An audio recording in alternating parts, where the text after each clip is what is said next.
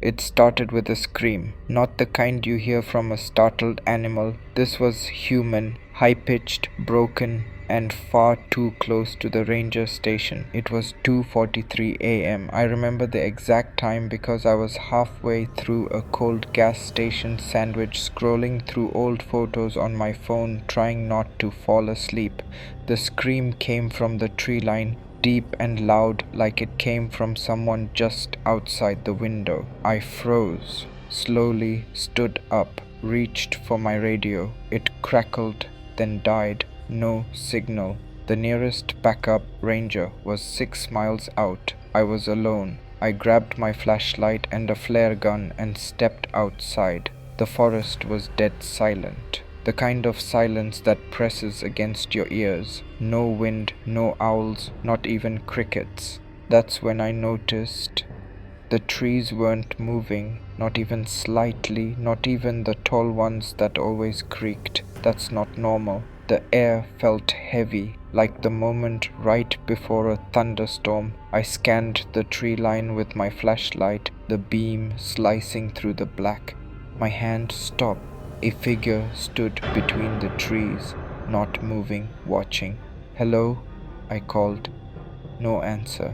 Then it mimicked my voice back, not just the words, my exact voice. "Hello?" It was like hearing myself from across the woods, only it wasn't an echo, it was delayed, warped, wrong. My stomach dropped. I stepped back into the station and locked the door, adrenaline spiking now. I tried the landline. Dead. Radio, still nothing. I kept looking out the window, but the figure was gone. Then something scraped the roof, slow, deliberate. I aimed the flashlight through the front window and then heard it again, that voice. But this time from behind me, inside the station. "Help me," it whispered, my voice again. I turned, empty, but the station felt colder now, like something had let itself in. That's when I saw the footprints, bare human footprints, on the wooden floor, still wet, coming from the back door, which was now wide open. I should have run, but some stupid part of me needed to know, needed proof I wasn't losing my mind. So I grabbed my flare gun and followed the prints. They led back into the woods, and then they stopped, just like that. No more tracks, like whoever or whatever was walking had vanished into thin air. I turned around to head back. That's when I saw it, high up in the trees, two glowing yellow eyes, not reflecting light, glowing on their own. I fired the flare. The burst lit up the trees like daylight, and what I saw will never leave me. It was hanging from the trunk like a spider, long limbs, pale stretched skin, no lips, no nose, just open, grinning teeth. But the worst part, it had my face twisted, melting, off-center, like someone tried to copy me from memory and got it wrong. It hissed and dropped from the tree, landing in complete silence.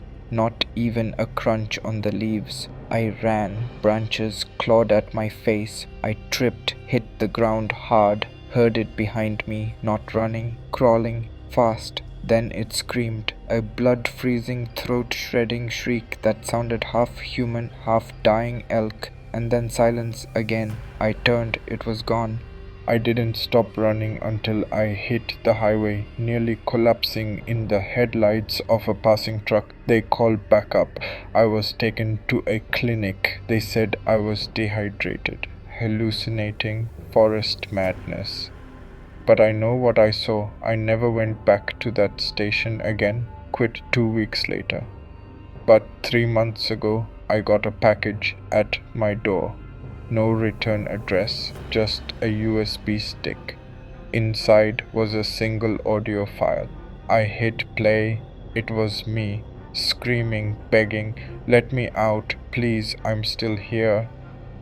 It was my voice, but I never recorded that. My hands shook because in the background I heard trees, I heard footsteps, and I heard my voice again, laughing. I didn't sleep that night, didn't sleep the one after that either. I moved cities, deleted all my social media, stopped answering phone calls because the night after the package came, my upstairs neighbor knocked at 2:11 a.m., said she heard me screaming, said she heard my voice echoing through the vents, begging someone to stop, but I hadn't made a sound.